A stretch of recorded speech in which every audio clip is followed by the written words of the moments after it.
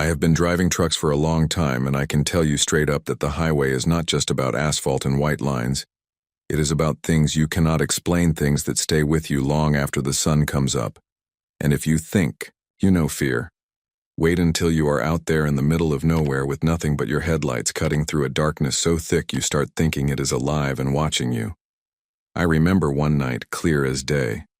I had been hauling a load through a stretch of highway in the middle of the desert where the road stretches forever, and you barely see another soul for hours, and that is when it happened. I saw something that should not have been there, and I still do not know if it was real or if I had driven into some nightmare that attached itself to me for the rest of my life.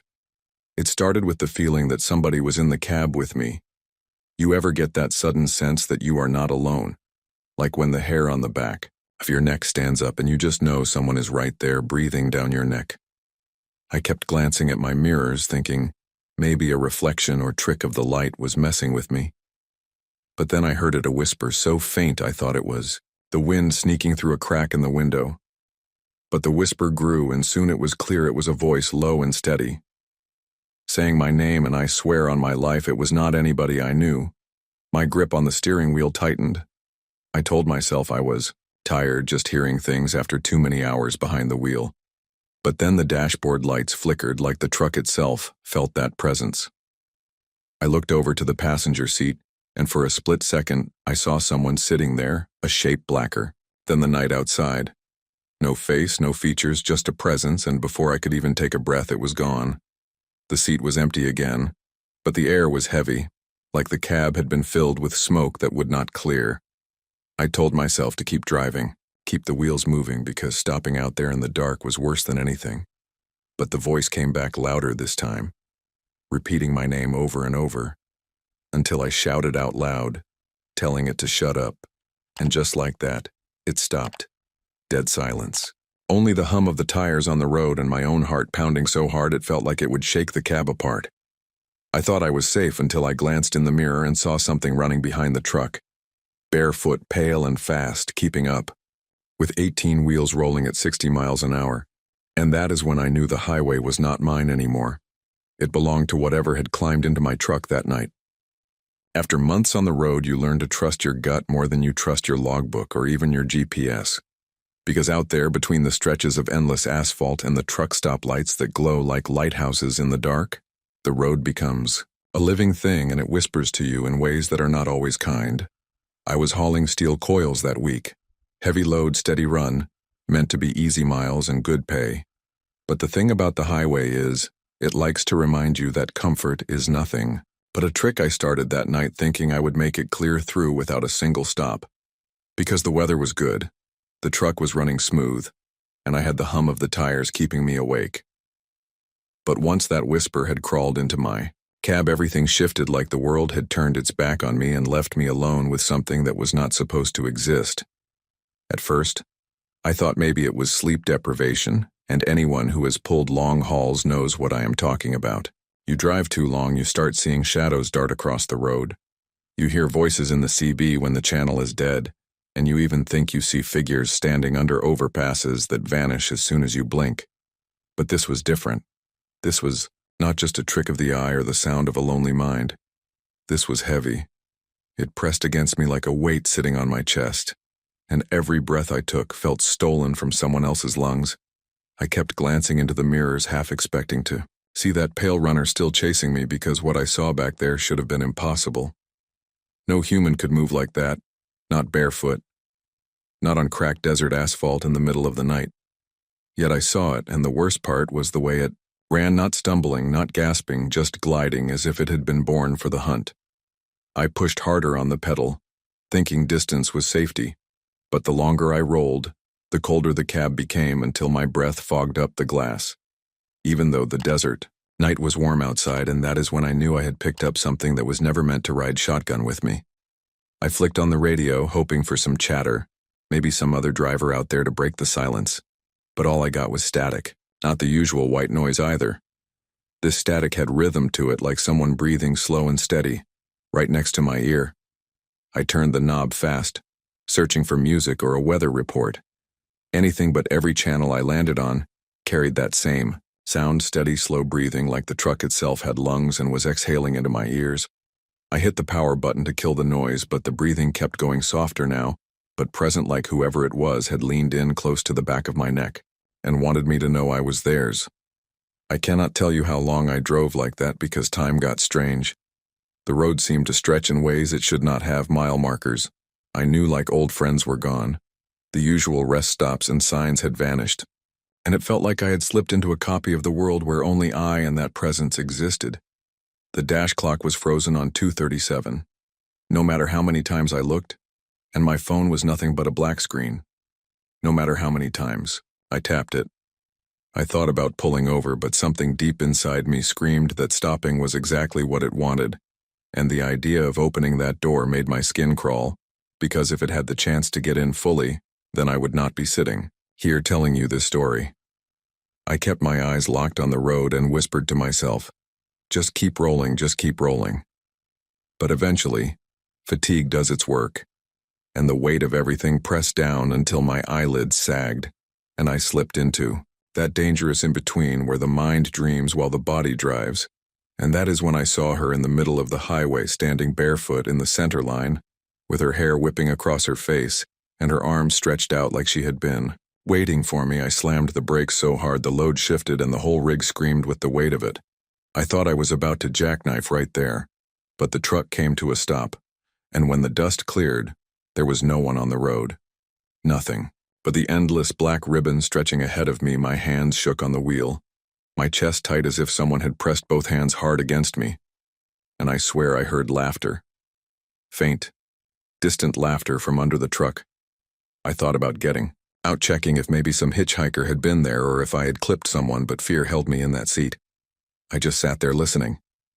And then the laughter stopped and was replaced by a knock, knock, knock on the passenger door. Soft, deliberate. 3 knocks like someone asking politely to come inside. I froze, every instinct screaming not to look, but I turned anyway, and for just a flash of a second, there was a woman sitting there, pale skin eyes so dark they swallowed the glow of the dashboard. Her lips stretched into a smile that did not belong on any human face, and then the seat was empty again. My hands were slick on the wheel, but I forced the truck back into gear, telling myself to keep moving, because maybe, just maybe, if I kept the wheels turning, the road would let me go. But the rest of that night was not quiet. Every few miles I would see her again. Sometimes in the mirror, sometimes in the beam of my headlights, standing by the shoulder watching me pass with that same crooked smile. Sometimes I would hear the breathing again, sometimes the laughter. And every now and then I felt the press of unseen hands on my shoulder, as if guiding me somewhere I did not want to go. Dawn eventually broke, and with the light the air inside. The cab cleared like nothing had happened, but the dash clock still read 2:37. And the strangest part was when I rolled into the next way station. The guy checking me in asked how I made it there without stopping because he swore up and down the desert stretch I had just crossed had been closed all night from an overturned tanker. I never argued with him. I just nodded and signed my papers and drove on. But deep down, I knew the truth. I had not just driven through the desert.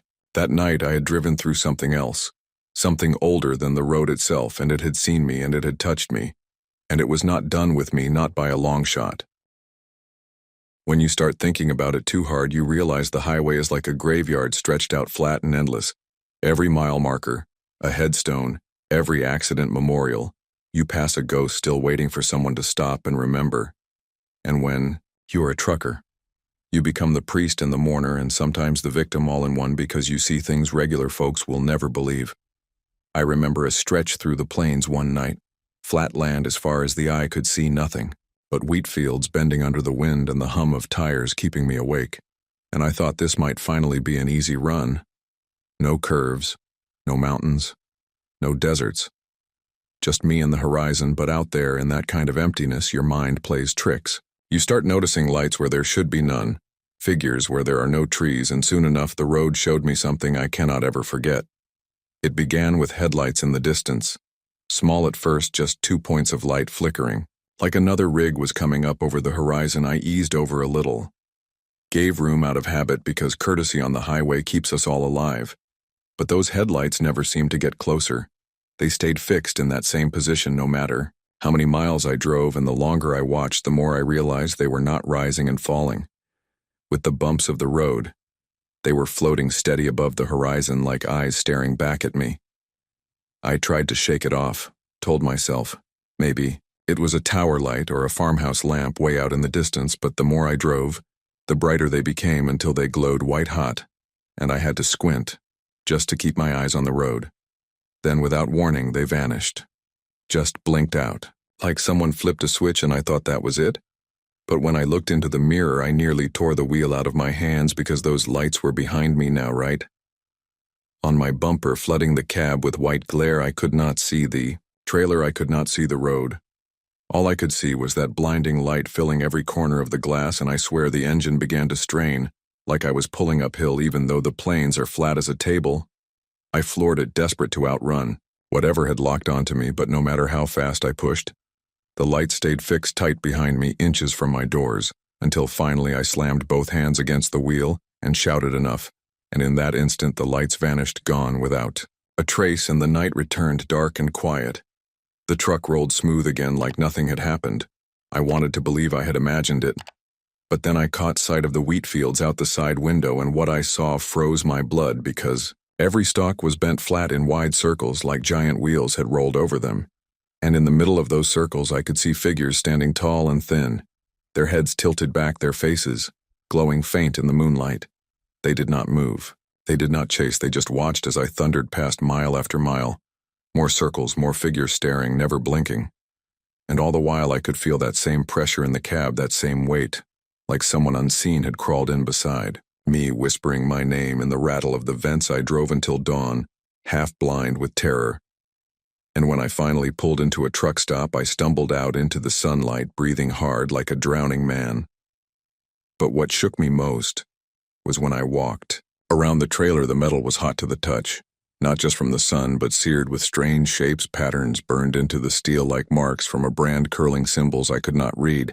But I knew in my gut they were not meant for me. They were warnings or claims or curses, and they did not wash off no matter how much I scrubbed. I left them there, because maybe they were meant to remind me that the road had chosen me, and there was no way out.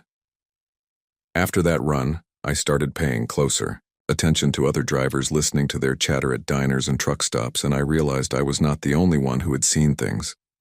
Some talked about phantom convoys, trucks with no drivers rolling silent down back highways. Others swore they picked up hitchhikers who vanished mid-ride, leaving nothing but a damp seat, and the smell of earth like a grave turned fresh.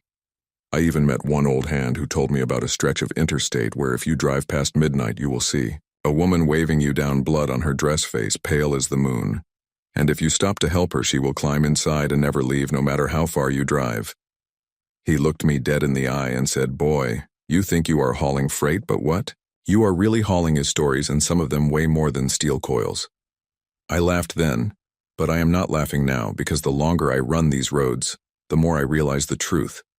He was handing me warnings wrapped in tales, and I was too. Green to hear it, right? But now I know the highway is alive. It feeds on us, it knows our names, and it waits for us to be tired, or careless, or desperate, and then it shows us what lies in the dark. I can still feel the eyes of those figures in the wheat fields watching from the corners of my vision. Even when I am parked, I can still smell that sweet rot whenever I roll past a certain mile marker, and I know deep down this story I am telling you is not mine alone. It belongs to every driver who has ever rolled the night and heard something breathing just behind their seat. You know what sticks with me more than the sights or the sounds? It is the feeling that the road itself has moods, and once you are out there enough miles, you start to feel them too. Sometimes the highway hums under you like it is happy to carry you along, but other times it growls and shakes and pulls, and that is when you know to keep your eyes sharp because something is coming. I had a run through the deep south once, hauling lumber through swamps and backwoods where the air is thick as soup and the fog rolls in so heavy you cannot tell sky from ground. I hit that stretch just past midnight, and the fog was already waiting. It swallowed the headlights. Hole made the road look like a river of smoke, and I told myself to slow it down, keep steady, but inside I felt that prickle, the one that tells you the night is about to open up and show its teeth. The first sign was the silence now. You might think silence is normal out there, but truckers know better. There is always something Frogs' crickets whined, rattling the trees, but that night the swamp had shut its mouth tight. No croaks, no chirps, nothing, just the hiss of tires cutting fog and the steady thump of my heartbeat. I eased off the throttle, leaned forward, squinting through the glass when I saw lights ahead, lantern lights swinging back and forth across the road like someone was walking slow and steady. I thought maybe an accident, maybe local signaling, so I downshifted, started to brake, but when I got closer I realized those lights were not attached to anything. No poles, no wires, no hands, just floating balls of fire drifting side to side like they were dancing. They pulled me in, hypnotic, slow and smooth, and before I knew it, I had rolled almost to a stop, right there in the middle of the fog, the cab filled with the smell of wet earth and something sweeter, like flowers left too long in water. I shook myself out of it, stomped the pedal and blasted past, but as I did, one of those lights swooped right up to my window, and I swear to you I saw a face inside it, a skull with eyes burning bright, staring at me like it wanted to climb inside. I tore down that road as fast as I dared, trailer groaning behind me, mirrors filled with drifting fire, until the fog thinned and the swamp fell away, but even in the clear I kept smelling that rot, kept feeling that stare. And when I checked my side mirror one last time, I saw a handprint burned into the glass.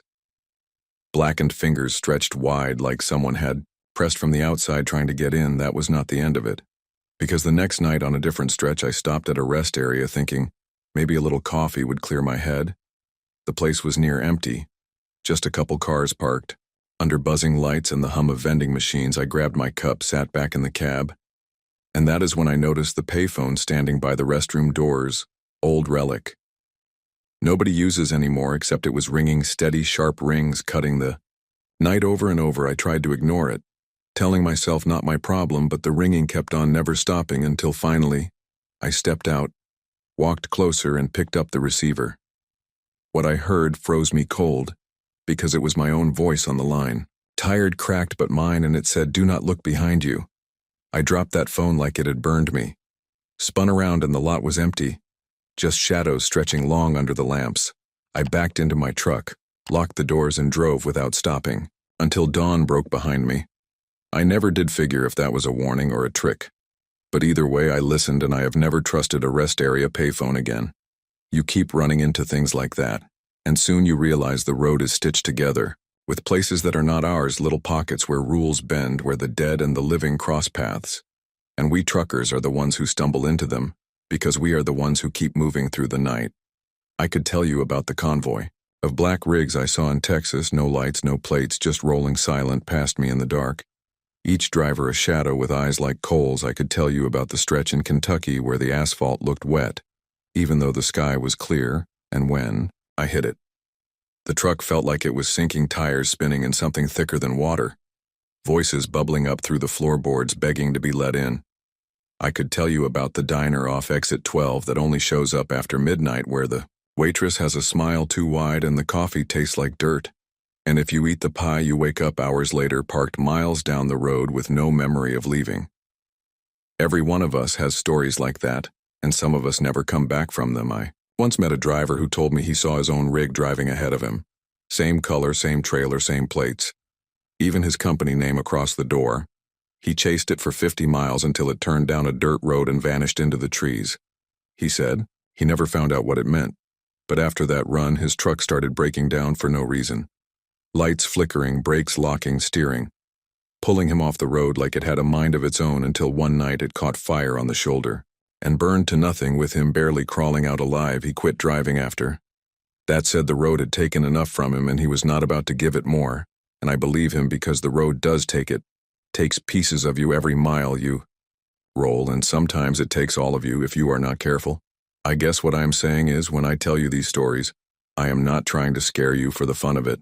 I am telling you what waits out there in the dark, what waits for folks like me, and maybe for you if you ever find yourself alone on the highway after midnight. Because the truth is, the road is hungry, and we are the meat it feeds on. The longer I drove, the more I realized it was not just random ghosts or strange lights out there. It was patterns, like the road itself had a memory, and it wanted to replay it again and again, until somebody noticed I was running a load through the Midwest, endless flat roads with barns and silos flashing by like mile markers on repeat. When I hit a stretch that looked so ordinary at first, I almost relaxed, 2-lane highway fields on either side, stars scattered across the sky. But then, I noticed the barns. I passed 3 of them in a row. All the same shape, all the same faded red paint, all with the same broken roof panel hanging down. And when I hit the 4th barn, it was the same again. Exact same missing panel, exact same crooked weather vane on top. And it hit me hard that I was not moving forward at all. The road was looping me like some giant track, and I was a rat chasing cheese. I checked my odometer, thinking maybe I had dozed and turned around, but the numbers rolled, forward steady, and the GPS kept telling me straight ahead. Still, I drove past 7 more barns, all identical, like a stamp pressed into the landscape, and the dread sat heavy in my chest, because it felt like if I kept going, I would never break out. Finally, I slammed the brakes, threw the truck into park, and just sat there, in the dark engine idling, breath fogging the glass. And that is when I heard it. The sound of children laughing, soft at first, then louder, like they were running circles around my rig. I flipped on the lights, and there they were, dozens of them, pale, thin kids barefoot in the grass running around the truck with their mouths wide open like they were screaming. Except no sound came out. The laughter was still there, though, high and sharp, but their mouths made no sound at all. I laid on the horn thinking maybe it would scatter them, but the blast only made them stop and stare, every one of them looking straight at me. Eyes black, hollow pits that reflected the dash lights. Like mirrors, I threw the truck back in gear, rolled forward, praying to break the loop. And as the wheels spun, I closed my eyes and counted to 10. When I opened them, the barns were gone.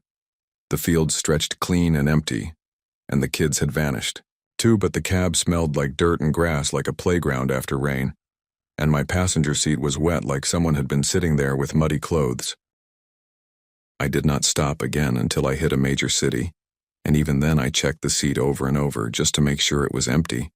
You cannot explain that to dispatch, you cannot put it in a logbook. But I promise you, those barns were real, and those kids were real in their own way, and something out there wanted me to join them, trapped on that loop forever. I have had other nights like that too, places where the road folds on itself. I once spent hours chasing a set of taillights down in Louisiana. Thought it was another rig keeping a steady pace ahead of me, but no matter how hard I pushed, I never gained an inch. The lights stayed fixed out there, glowing red through the fog. Then after hours, they just blinked out, and when I looked at the clock, it had not moved at all. Still 2:06, like the night had refused to pass, I tell you. There are stretches of asphalt that do not belong to time. Like the rest of the world, they belong to something older and meaner, and they use us drivers to keep their game going. I never told anyone about the barns until one night at a diner, I overheard an old hand telling a younger driver to watch for the kids in the fields, because once they climb into your cab, you will never shake them off. Froze mid-sip of coffee because I knew he had seen what I had seen, maybe worse. I wanted to ask him about it, but when I turned to look, he was gone. Booth, empty cup, still steaming like he had never been there at all. The waitress swore I had been talking to myself, but I know better. I know the road puts people in your path just long enough to remind you that you are not crazy, that you are not alone, that others have rolled through the same nightmare and maybe never made it back whole after. A while I started marking the miles in my head, places where the air feels wrong, places where the headlights dim, places where the road feels longer than it should. I keep a kind of mental map. Now warnings to myself like do not stop near mile 143, because the shadows there will climb into your mirrors, or never fuel at exit 19 after midnight, because the pump attendants are not real people and their eyes follow you too close. It sounds paranoid, I know, but when you have felt cold, fingers brush your neck while driving 70 miles an hour with the windows shut, you stop worrying about sounding sane. The worst night came when I hit a thunderstorm in Oklahoma, rain so hard, the wipers could not keep up, lightning flashing like strobe lights across the plains and thunder rolling heavy enough to shake the cab. I was tense, knuckles white on the wheel, when I saw headlights in my mirror. Another truck fighting the storm behind me, and I felt a little relief, thinking at least someone else was out here. But as the lightning flashed, I caught a clearer look, and my blood turned to ice because the truck behind me was mine. Same make, same color, same trailer, even the same dent in the fender. It was my rig chasing me down the highway. I floored. But the phantom truck kept pace, every flash of lightning showing me myself behind the wheel, staring back with a grin, too wide teeth, too sharp. I drove like that for miles, storm pounding around me until I could barely breathe, and then just as sudden as it came, the storm broke and the phantom truck was gone. Nothing but wet asphalt and my own reflection staring pale and hollow in the mirror. I pulled over that morning, sat shaking for an hour. Because how do you fight yourself on the highway? How do you outrun your own rig? I still do not know, but sometimes when I close my eyes I see headlights glowing red behind me, and I know the road is reminding me it is still out there waiting. People always ask me if the road gets lonely, and I tell them straight that loneliness is not the problem. It is the company you sometimes get when you should be alone. That is what eats at you. I can handle empty highways, I can handle silence, I can even handle being awake 3 days straight.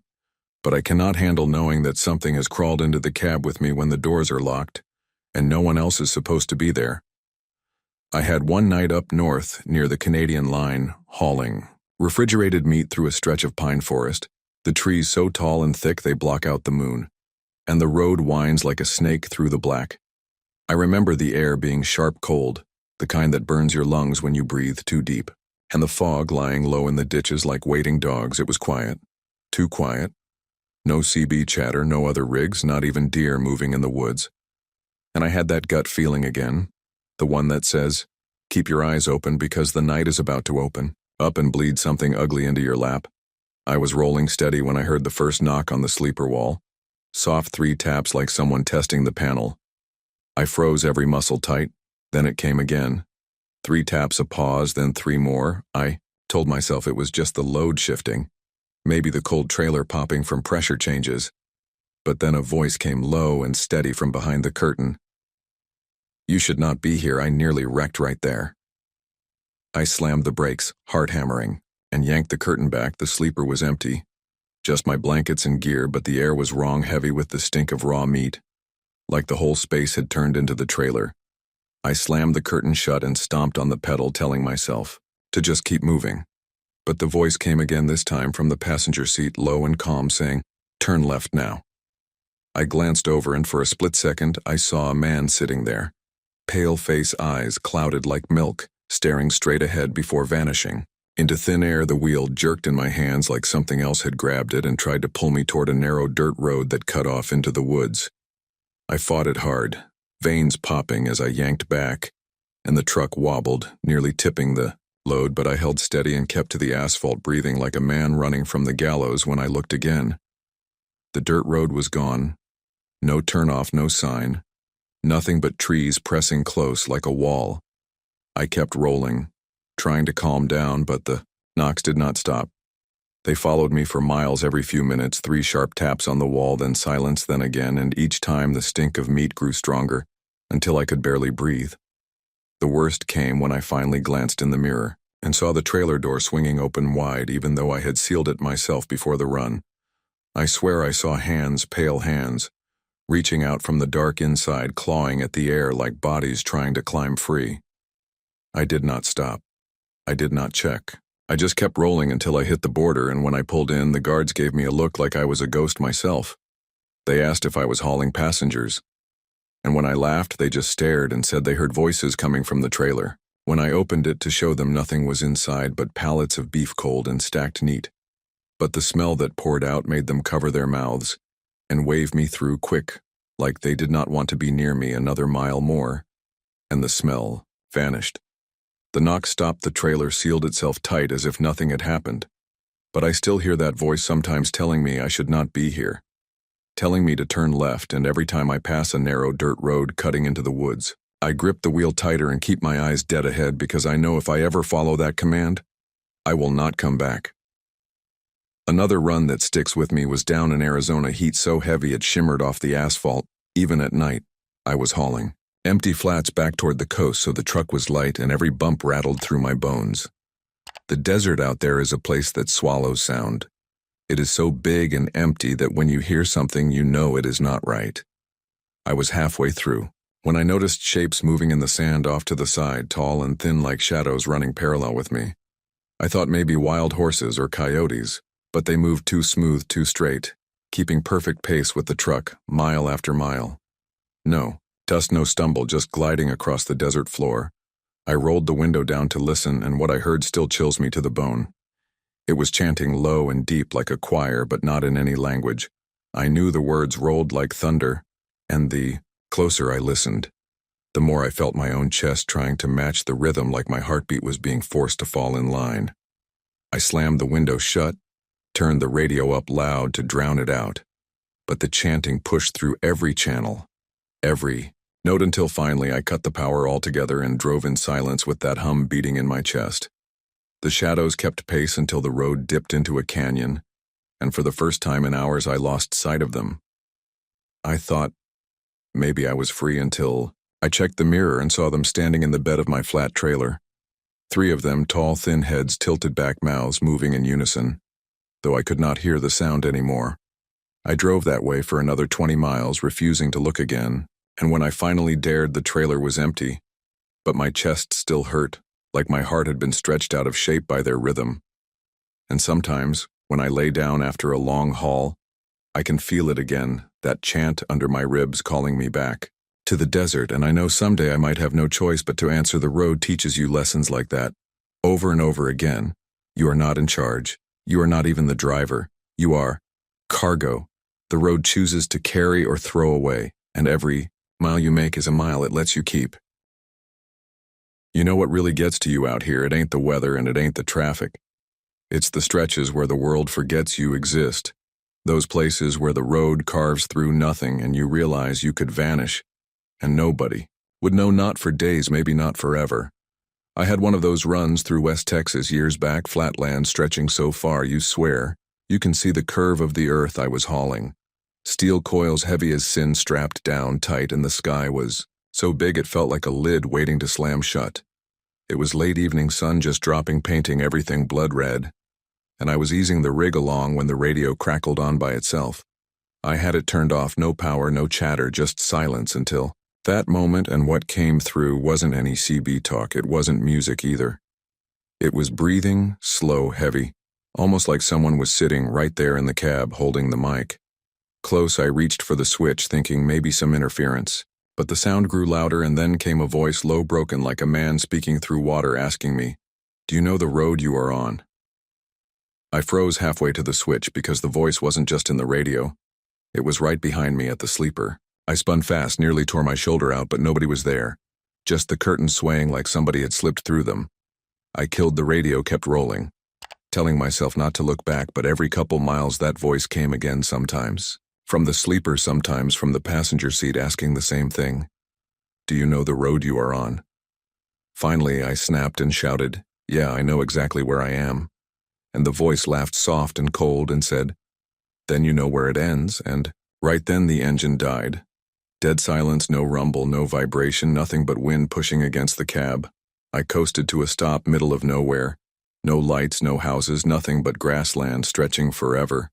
I tried the ignition. Nothing, just dead. Then I noticed something moving along the fence line on both sides of the highway. Pale figures crawling on hands and knees, hundreds of them, coming out of the grass, all heading for my rig. I slammed the lock buttons, grabbed the flashlight, but the batteries were shot. Beam died the second it lit up. I sat there, heart hammering, as the figures pressed against the trailer and cab, the metal groaning as if they were trying to peel it open. And through it all, the voice in the sleeper whispering, "You know where it ends then." Without warning, the engine roared back to life, every gauge flashing like the truck was possessed. I didn't even think. I slammed it into gear and tore down that highway, tires screaming, smoke rolling in the mirrors. And when I finally dared to look back, the road was empty, not a single figure, nothing at all, like it never happened. But my straps on the coils were loose, nearly undone, like something had been tugging at them. While I sat there, I pulled into the next yard, shaking so bad I could barely sign the papers. The yard man looked at me, said, "Son, you look like you saw a ghost." And I just laughed, because if it was only a ghost, I could live with that. The road is worse than ghosts. It gives you choices, and sometimes it makes the choices for you another time. I was up near the Dakotas, snow, thick wind cutting like knives. I had chains on, but the road was pure ice.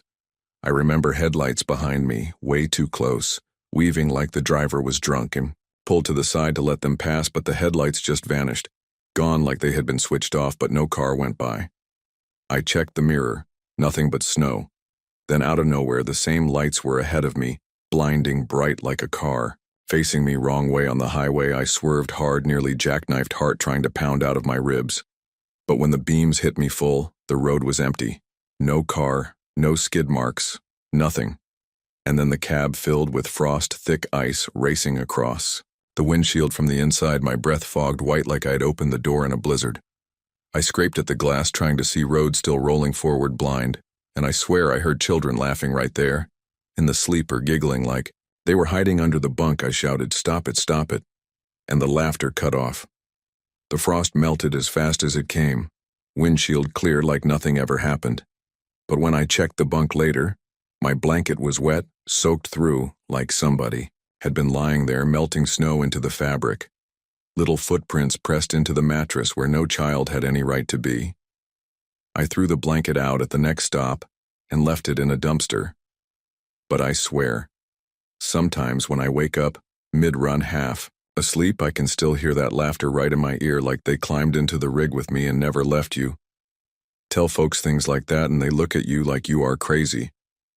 But I know truckers who have seen worse, like the buddy who swore up and down he passed his own rig on the highway.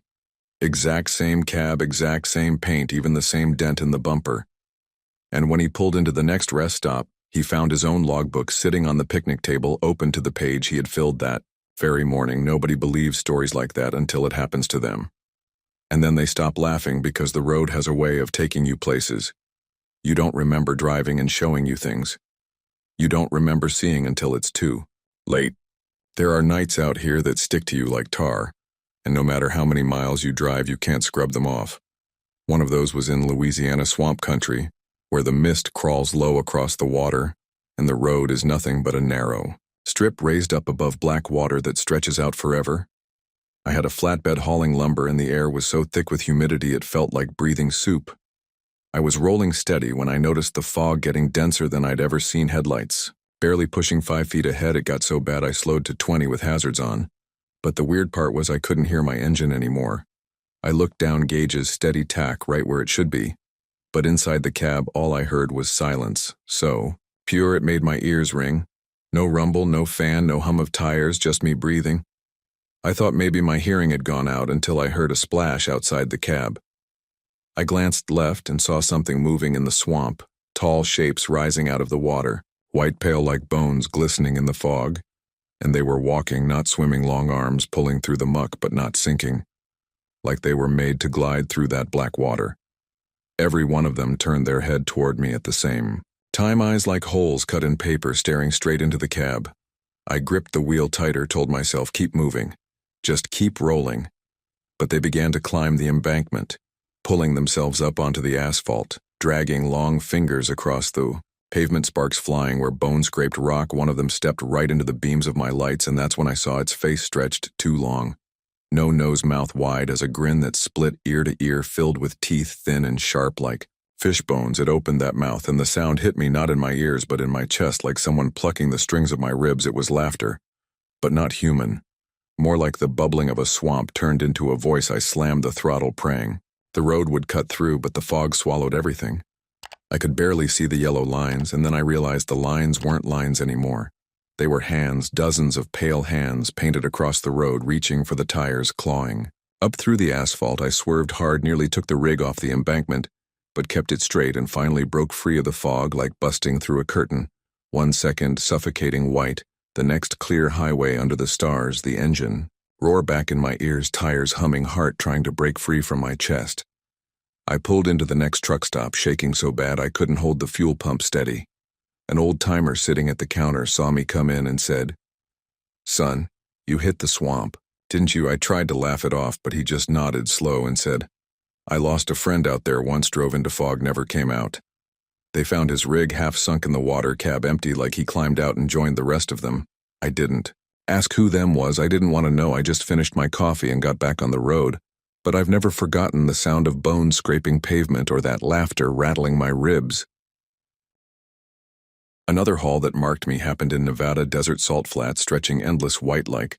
Driving across the bones of the earth, I was running light, chasing time to hit a deadline. Sun had dropped, moon rising, and the world was silver empty. Nothing for miles. I remember checking the mirror and freezing because another rig was behind me. Headlights blazing, but the thing was, I hadn't seen a soul for hours, and the road had been flat, straight, wide open, nowhere for anyone to come from. The rig gained fast, too fast, and when it pulled up alongside me, I swear my jaw locked. It was my own truck, exact same cab, same plates, even the same crack in the windshield. I looked over and saw myself in the driver's seat, eyes black, hands gripping. The wheel white-knuckled, staring straight ahead. The twin truck held pace with me for miles, neither of us passing, neither of us falling back.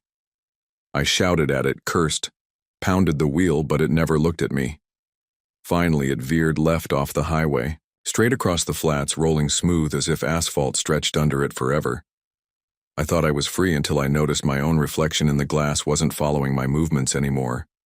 It was staring dead ahead like the other driver. I nearly wrecked, trying to shake it until I finally slammed both palms on the dash and screamed, and just like that, my reflection blinked back at me, moved when I moved. Eyes mine again. I kept driving, but every mirror was sweating fog from the inside, dripping, like breath had been steaming them from within. I wiped them clean at the next stop, but sometimes when I check my mirrors, even now, I catch that black-eyed version of myself riding just behind, waiting for me to slip. The strangest one, though, happened. Down south near a stretch of road locals call the Devil's Backbone. Narrow, winding, no lights, no guardrails, just cliff on one side, drop on the other. I was hauling heavy machinery. Night pitch black rain coming down in sheets, wipers barely keeping up. I crawled along, praying not to slide, when a figure appeared in the beam, standing dead center of the lane. Long black coat hat pulled low. I hit the brakes hard, rig skidding, fishtailing, but the figure didn't move, just stood, calm, arms at his side. When I stopped inches away, he leaned down, tapped on the glass with one finger. I rolled it down a crack against every instinct, and he said, clear as day, "You're not supposed to be here." His voice was deep, calm, like stone falling into a well. I blinked and he was gone. Road empty, rain pouring, nothing there. I rolled the window back up and eased forward slow, but the whole rest of that stretch, I felt eyes on me, like somebody was walking just out of sight along the guardrail, watching every move. And when I finally cleared the backbone and hit the straightaway, I glanced in the mirror and for a split second saw him sitting on the back of the trailer, hat low, coat dripping, staring straight at me, before vanishing into the night. There was a stretch out in Oklahoma that near broke me. Flat countrywide, sky storms rolling in faster than you can blink.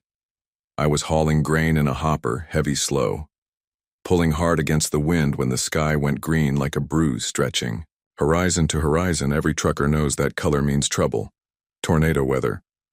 I was already tense, gripping the wheel, eyes darting for shelter when the CB crackled alive. I had it off, nobody on the band for miles, but the speaker hissed, then a voice came through, slow, dragging, almost like somebody whispering underwater. It said, keep moving, keep moving, keep moving, over and over like a chant. I grabbed the mic, said, who is this? Nothing. Came back but static. Then the same words again, keep moving, keep moving. I tossed the mic down. Figured it was some joker with a booster playing games, but when I looked to the right across the fields, I saw figures running with the storm. Dozens of them, stretched thin shadows bending in the wind. Their heads snapped toward me all at once, their mouths wide open like screaming. But the sound was the same chant, keep moving, keep moving. I pressed harder on the pedal, trying to outrun the storm. But the wind hit so hard, the trailer leaned like it wanted. To flip, I fought at every muscle, straining, rain hammering glass, lightning splitting sky. Then out of nowhere, a shape dropped out of the clouds, not a funnel, not a bolt, but a man. Tall in black coat, arms spread wide like wings, riding the storm itself. He hovered there right above the cab face, hidden under the hat. But I swear I could feel his eyes drilling straight through the roof. Then the CB screamed so loud it made my ears bleed, the words twisting until they said, "You will never stop, you will never stop." I slammed the dial, yanked the cord, but the voice poured out through the speakers anyway, filling the whole cab.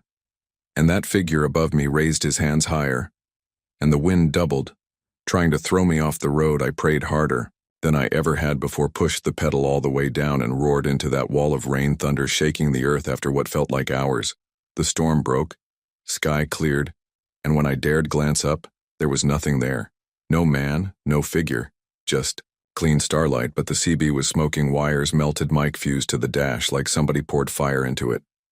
I replaced the whole unit after that. Never touched the old one again. But some nights I still hear faint words leaking through the speakers. Keep moving. Keep moving. Not long after that, I had a run through Kentucky back roads, narrow, winding, thick woods pressing on both sides. Night darker than pitch. I had the high beams on, but they barely carved through the black. The road there twists. Sharp curves, blind dips. I slowed down, knowing deer could jump at any second when I spotted lantern light up ahead, flickering yellow like somebody walking the shoulder. I thought maybe a farmer or a hunter lost, so I eased over, window cracked too, asked if they needed help. The figure stepped into the beams, an old man, bent crooked, holding that lantern, but his face was wrong. Stretched like clay eyes too far apart. Mouth hanging slack. He raised the lantern and pointed down a narrow dirt cut, off the main road, lips moving but no sound. I shook my head, yelled I can't go that way, but the figure just kept pointing, and the lantern flared brighter, brighter until the whole cab glowed like fire.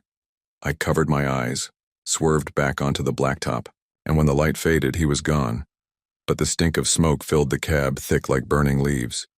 I coughed, eyes watering, kept rolling until I hit the next town, pulled into a diner. The waitress wrinkled her nose. Said, "Honey, where you been, you? Smell like a fire," I told her about the man with the lantern. She froze real still. Then said, "My daddy used to talk about a lantern man out on that stretch, said he lured wagons off the road back in the horse days, took folks into the woods and they never came back." She leaned close, whispered, "They say if you follow him, you end up burning in the dark." I don't know if that's true, but I never drove that cutoff, never even looked at it again. But the one that guts me the most was down in New Mexico, barren road cutting through mesas and red rock, nothing but dust and sky. I was dead tired, hadn't slept in 2 days, pushing hard to make a deadline.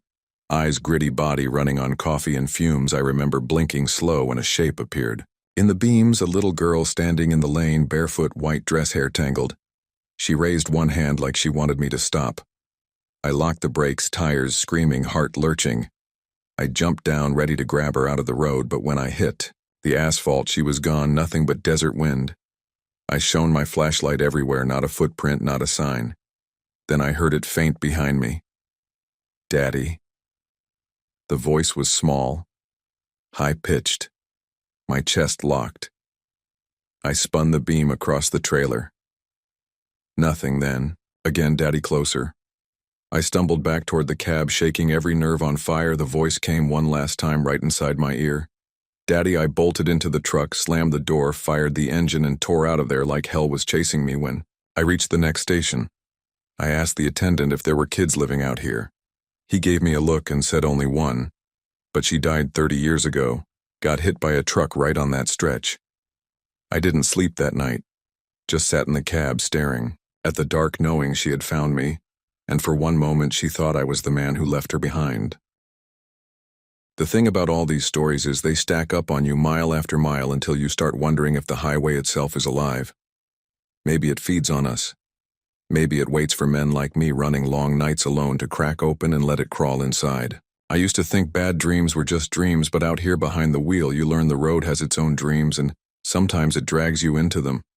I kept all those nights locked up in my head, every pale figure, every whisper, every knock on the sleeper wall, until the one run that ended it all and made me swear I'd never pull another load again. I was hauling through the Rockies, snow-packed steep grades, cliffs yawning on one side, black pines choking the other. I had a reefer full of produce humming steady when the storm rolled in snow so thick it erased the lines, wind hammering the cab sideways, chains biting but barely holding. I gripped that wheel like it was the only thing keeping me tethered to the world. Halfway up a climb, the CB sputtered a live static cutting. Then a voice came through, low, calm, the same one I'd heard years before, asking me, "Do you know the road you were on?" My chest froze because I knew it was him, the one from Texas, the one who said I'd never stop. I answered out loud, shouting, "Yes, I know." And the voice laughed deep and hollow, then said, "Then you know where it ends." Right as the headlights cut through the snow, and I saw a line of trucks ahead, ghostly rigs lined nose to tail across the grade. No lights, no drivers, just shadows behind the glass. I hit the brakes hard, trailer fishtailing, but I passed straight through them like they weren't real, cab shaking like I'd driven through a wall of water. And when I looked back, the road was empty again, my heart hammering so loud I could barely hear the engine. Then the gauges, all spiked needles slamming, red alarms shrieking, reefer screaming like metal tearing apart. I pulled hard to the shoulder, but when I jumped down the snow, around me was clean, too clean. No tracks, no spray from my own tires. It was like the road had swallowed the last 10 miles, wiped them away. I climbed back in, shaking hands on the wheel, and the sleeper curtain shifted on its own. I didn't want to look, but I did, and I saw every face I'd passed out here. The man in the black coat, the pale kids, the girl in the white dress. Even my own reflection with black eyes, they were all pressed against the glass inside the sleeper, staring, mouths moving. In silence I shouted until my throat ripped. But the voices poured into me, filling the cab, drowning out everything.